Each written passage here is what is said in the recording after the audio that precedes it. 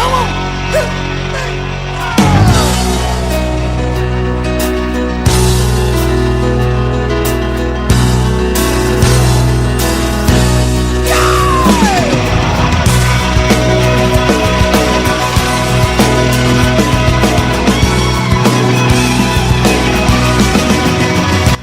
Well, good morning. Welcome back to the Broadcast Retirement Network. I'm Jeff Snyder, and this is BRN Sunday for Sunday, March 5th, 2023. We've got members of the media, academia, financial services, and government standing by as we analyze all the news and events for the week. So sit back, relax, enjoy this episode of BRN Sunday.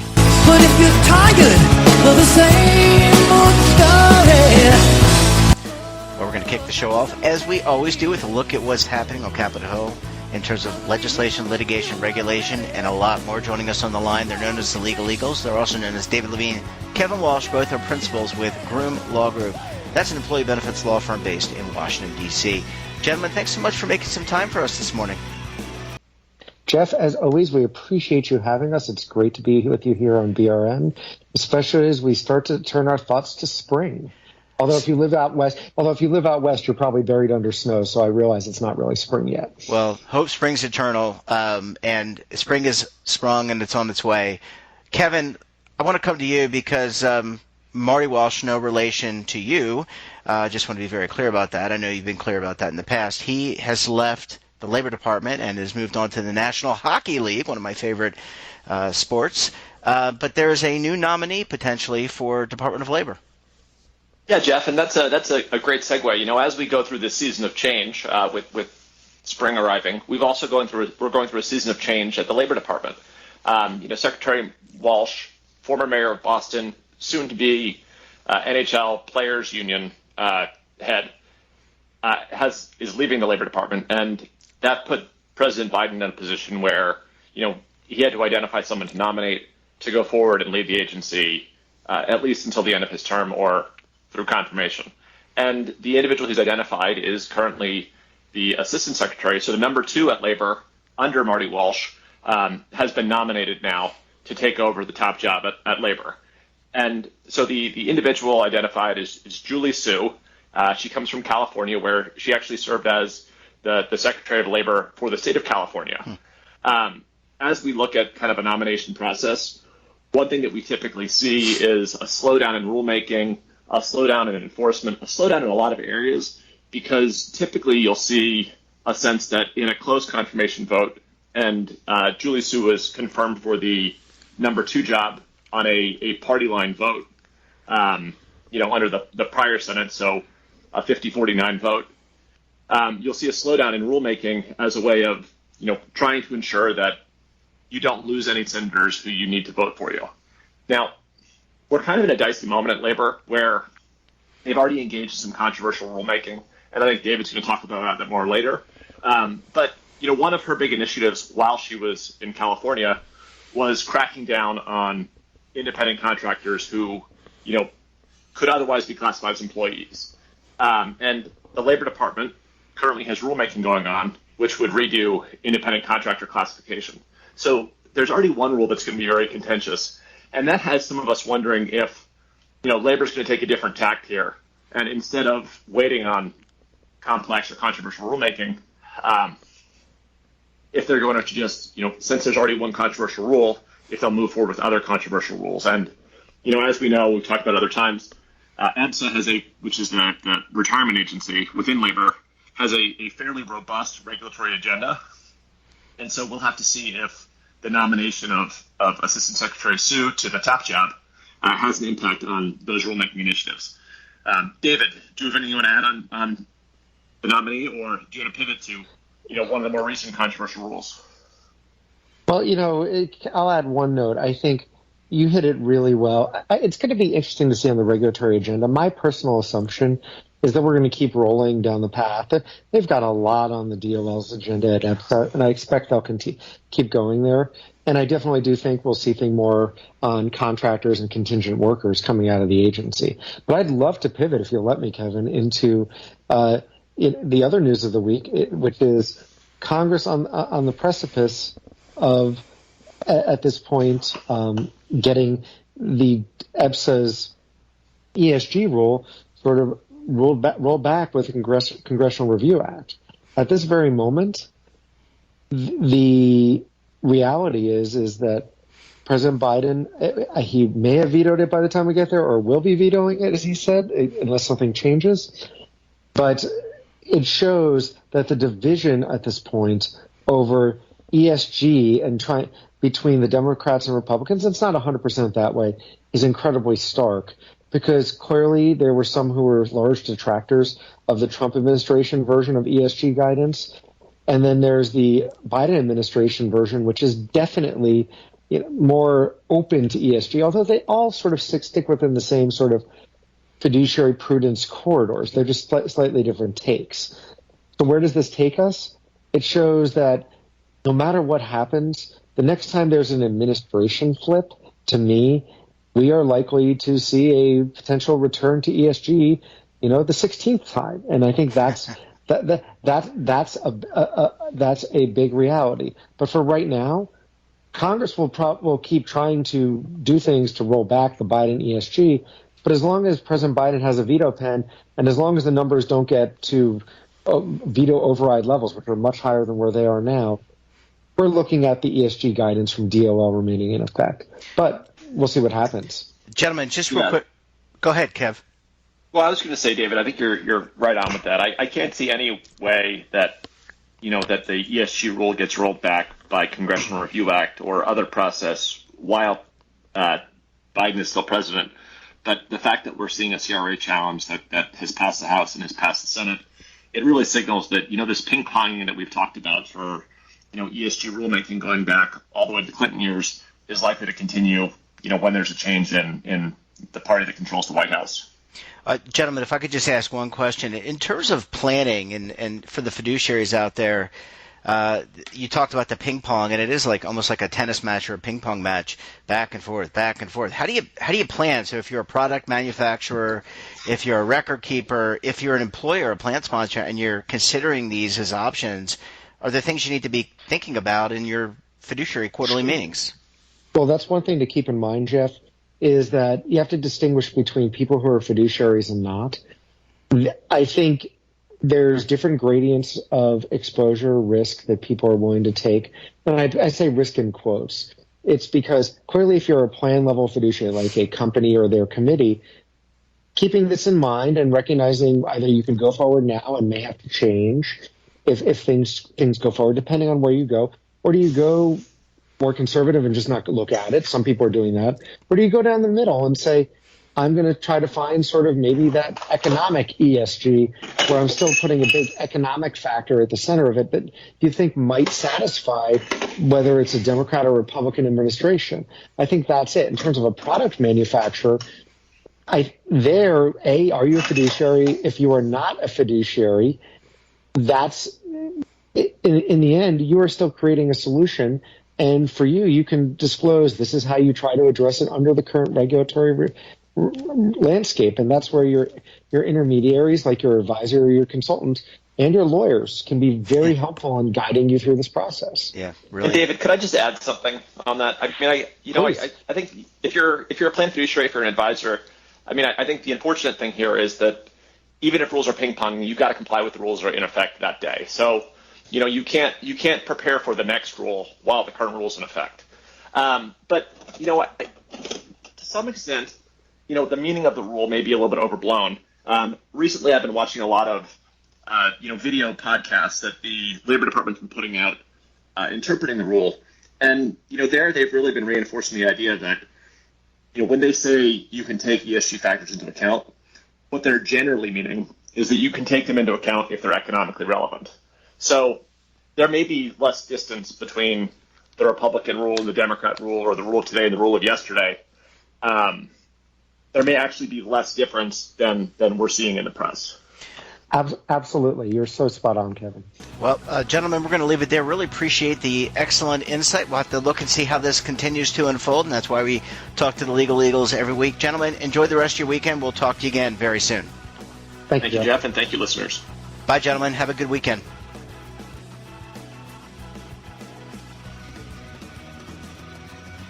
But if you're tired Imagine a new television network that will make you richer, healthier, and in control of your financial future.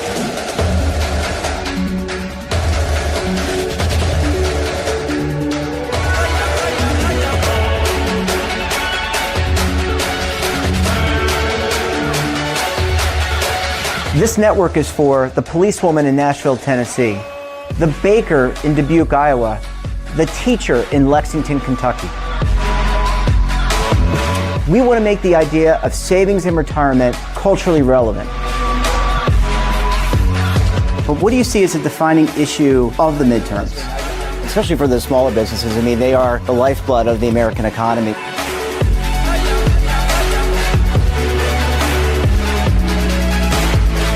Featuring exclusive interviews, current affairs, and docuseries. 33 years old, you retired early. The philosophy is money only matters if it helps you live a life that you love. But you got to start thinking about retirement as soon as you get in. The Broadcast Retirement Network will drive very high engagement with premium partnerships. So this isn't retirement and savings for your parents or grandparents. This is for all Americans. And we're going to change the way you think about money.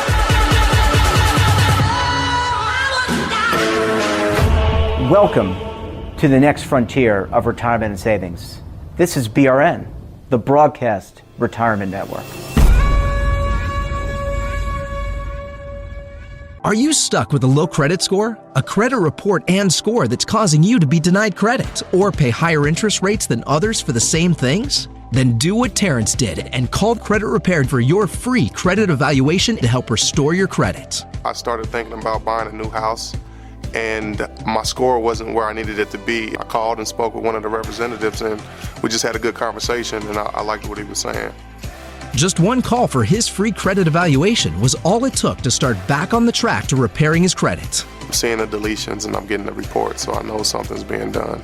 It does make a difference to me. All it takes is one call to get started. Credit Repair has given me a second chance to have a better credit score. Don't let a low credit score hold you back another day. Do what Terrence did and make the call for your free credit evaluation. Call 800-819-4152. That's 800-819-4152. Again, 800-819-4152. Welcome back. Time to take a look at the landscape, the market landscape, that is. Joining us on the line, he is the lead anchor of the TD Ameritrade Network, Oliver Rennick. Oliver, thanks again for stopping by this morning. You're welcome, Jeff. Always happy to. Yeah, I'm taking notes as we talk because I always like to get your insights. It makes me feel so much smarter. All right, Oliver, let's talk markets, and why don't you give us the your assessment this week? How do things stand, and what does this mean for the broader economy? I hate to say it, but not really a lot happened this week. This was one of the more quiet, muted 5-day periods that I can recall in the last several months. We did get some strength in the market. We saw stocks firm up Thursday and Friday, and that was after they got hit and kind of drifted lower for a few days there. So we kind of netted out slightly positive, and overall a pretty good week for bulls, preventing a major downdraft. It kind of seemed like we were headed for such a slide early on in the week because economic data remained pretty strong, pretty firm, and that could have caused a move lower in stocks because interest rates got back above 4% on the 10-year, but stocks kind of took it in stride. And I think the fact that the 10-year yield on the Treasury pushed back through 4% for the first time in months, and it didn't cause a big sell-off, I think that gave some confidence to investors to buy some of these companies that reported earnings this week, like Broadcom was pretty strong. Tesla's Investor Day was kind of a miss, but the stock didn't drop too hard. So it was kind of a sort of ho-hum week, waiting to hear from Jerome Powell next week. Yeah, Oliver, I know we're waiting on Jerome Powell, but is it your sense that maybe the bulls have chased off the bears? You kind of, if you're reading the tea leaves, what do those tea leaves What are they saying to you, Oliver Rennick? They're pretty divided right now. There's a few lines on charts that a lot of people are watching. One is the 200-day moving average in the S&P. The other is this uptrending line that goes back to October when the stock market first started rallying. They all kind of bring you to around 4,000, and so this battle that's happening really is not giving us much of an answer right now. There's no real clear winners or losers. I do pay attention to Bitcoin as a indicator of kind of risk-taking appetite, and we did see kind of an odd drop Thursday night. We also heard that Silvergate, the crypto bank, is likely going to be going bankrupt. They said that they can't issue their earnings because they have to recalculate stuff and they might not be able to operate. So there's definitely some negative stuff in that world, but it's possible that crypto is kind of diverging into its own separate entity. But that being said, it's just something to keep an eye on as, for the most part, growth companies and tech-oriented stocks were largely mixed. You know, like we had some cloud and semiconductor earnings, some were up, some were down. And because of that, it's sort of a stalemate style week, I would say, with a little bit of edge in favor of bulls. And Oliver, you mentioned Jerome Powell going to speak next week, and that's always has investors and both institutional and retail investors on, I don't know, on this edge of their seats. And they've already voted to raise rates 8 times in 2023. So what do you think we could hear? I mean, what are you looking for? Let me ask it this way, rather than ask you to project or predict. But what are you waiting to hear from the Fed and seeing the Fed notes? What I really want to see is if they add anything new to their playbook, which could be as simple as saying, you know, we're going to have another 25 basis point hike, and that would be a little bit more than the market expects. Right now, kind of the consensus is building around a total of 75 bips more of hiking. Mm-hmm. So if that starts looking like closer to 1%, or that maybe one of those needs to be 50, but you know, the inflation data were warm, but I'm not sure it's enough really to cause Powell to change his tone. That was part of the reason why markets stabilized this week, is because the Fed speakers generally kind of erred on a little bit of a restrained commentary. There was a little bit of hawkish dialogue, but nothing really too bold or crazy from the Fed speakers. So that seemingly takes a little bit of pressure off Powell. If they knew he was going to start pushing for 50 or an extra 25, they probably would have hinted that way. And some do want to see 50, but I just want to know if he is really paying attention to financial conditions, which have loosened quite a bit. He chose to ignore financial conditions loosening the most in a year, mostly by way of the stock market over the past month. And that to me was potentially a very risky move by him. So if he does start talking more about how asset prices, home prices, and those types of things over the last 3 months might complicate his goals, mm-hmm. then that would be certainly interesting. But I don't really think he's going to, because now interest rates have kind of started to push back up and conditions have tightened a little bit the last couple of weeks. So I don't really think it's going to be that eventful, to be honest. Well, I think all ears, eyes, and everything else will be turned to see what the Fed has to say. I couldn't think of the other senses. Yeah. I mean, I guess you could use ESP, but I guess we'll have to see how it turns out. So the calm potentially before the storm. Oliver Rennick, it's always a pleasure chatting with you. Thanks for breaking it down in such succinct and easy to understand ways. Have a good rest of your day, my friend. Appreciate that. Bye-bye. Thanks, Jeff. Well, that wraps up this episode of BRN Sunday. Have a topic of interest, somebody you think we should talk to? Drop us a line. And don't forget, for all the latest curated news and lifestyle, wellness, finance, tech, so much more, and all in one place, check out today's edition of our daily newsletter, The Morning Pulse. Want to search our archives, check out our latest content, visit our website, and of course, all of our streaming partners. We're back again tomorrow for another edition of BRN AM. Until then, I'm Jeff Snyder. Stay safe, keep on saving, and don't forget, roll with the changes.